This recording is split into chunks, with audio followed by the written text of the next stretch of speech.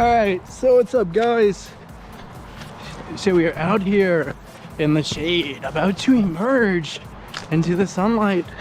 So let's see, let's lower down our music a little bit so we could hear our train of thought and think about what we're gonna say when we're gonna die. There we go. Oh, we're not. Here we go. So what were we gonna... Hello. What are we gonna talk about today? So, alright. So I got a good one. So we got 3 tips, to instantly improve your fitness gains, to make you bigger, stronger, faster in the gym. Because that's what you want. You want progress, right? You want goals. You don't want to simply, go to the gym and not see any gains. So, for that, I got you 3 tips to help you out. So here's one. Slow down. And I'm serious on this. Don't, rush, through your workouts. Slow down. Think, about how you are exerting your body. If you're working out biceps, how are you working your biceps? Slow down and feel, what that bicep is feeling. Right? Put your hand on it. Feel it tense up. That's a trick that I do. So do one bicep at a time and put your other hand, the palm of it, onto your bicep and feel it flex. Right? Because that's what you want to do. You don't want to be just, banging out sets as fast as you possibly can. Right? And that has its place. You want to do that towards the end of the set. Those are called burnout reps. You want to burn out your body, when it's about to, essentially stop or run out of fuel. Right? That has its place. But on every set, every rep, why do you want to do that? Right? You got to slow down and focus on that muscle, because if you don't, 2 things will happen. 1, you won't really see progress. Right? That muscle probably won't be getting worked out like it's supposed to. It's not getting flexed and contracting, which is what drives the muscle growth.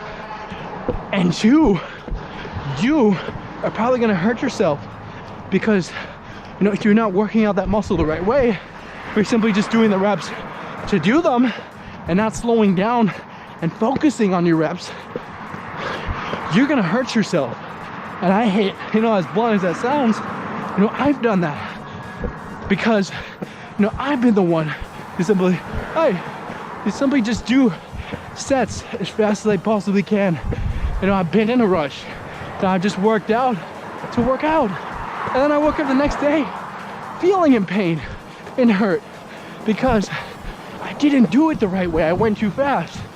And from that, you gotta realize that what's that same 1 hour rushed workout where you got everything done in an hour, but let's say you do half the workout and you do everything slow and controlled, you'll feel a lot better, right? You won't get hurt as much, right? You won't, not see progress because you'll be working the muscle.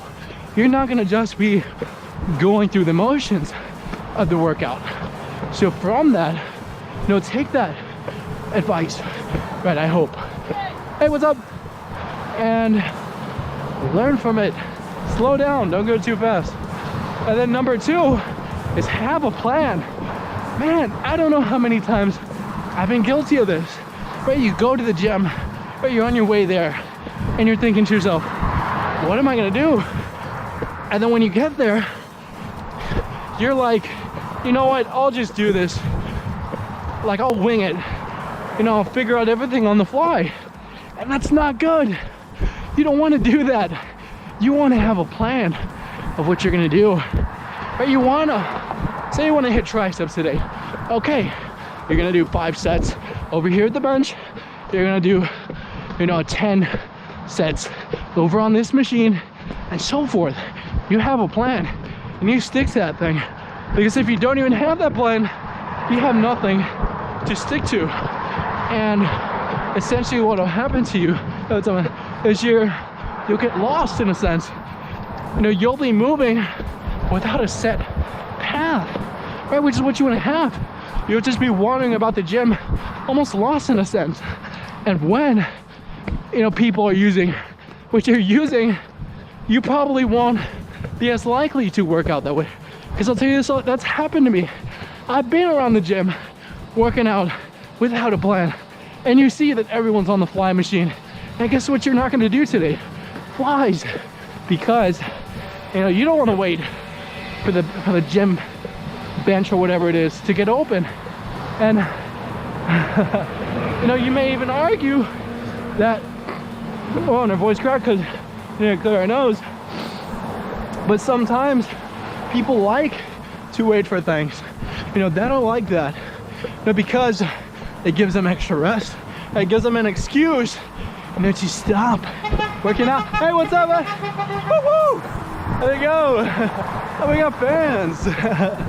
So, don't. Look for an excuse like that. Like, have someone on the bench and be like, oh yeah, he's on the bench. So let me sit down and get on Instagram and BS, while I'm here. So don't do that.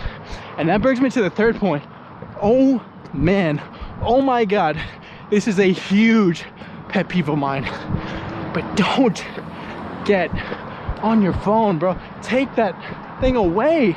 Stay away from your phone in the gym. Why do you need to be on the phone?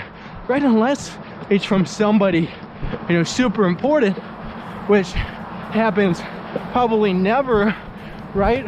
Or very rarely, when you're in the gym. But put it away. I don't know how many times now I've seen a piece of equipment, a bench, or whatever, yeah, what's up, man?